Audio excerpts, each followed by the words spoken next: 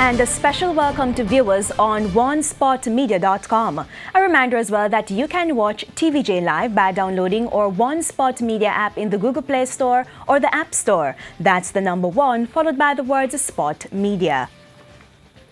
After years of being on the run, the life of Marlon Perry, otherwise known as Duppy Flame, came to an end after he reportedly challenged lawmen in St. Thomas.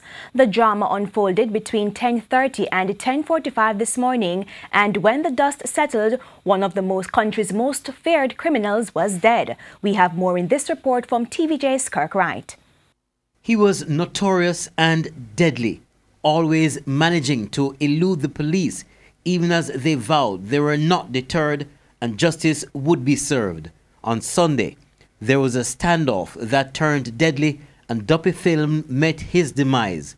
It all unfolded when police, acting on intelligence, raided the Al-Shamar guest house.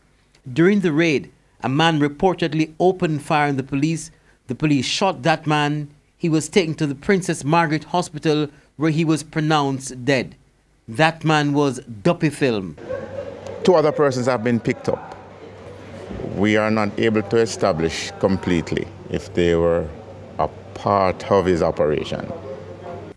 According to the police, 4 guns were recovered, an AK-47, 2 pistols, and an imitation firearm. So Duppy Flame is dead. But now there are several unanswered questions. Rather unfortunate that it had to come down to the fact that he was fatally shot. A lot of things I would love to be able to speak to him about. But he decided to confront the police. And that is the end result. The infamous Duppy Flame has been on the police most wanted list for the past 8 years. Head of Crime for Area 5, Senior Superintendent Derek Champagny, said Perry had been linked to at least 8 murders, including the fatal shooting of 2 policemen in Yallis in 2015.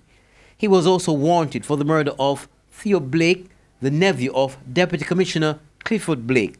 Mr. Blake, a motor vehicle certifying officer, was shot dead last year in St. Thomas. Kirk Wright, TVJ News.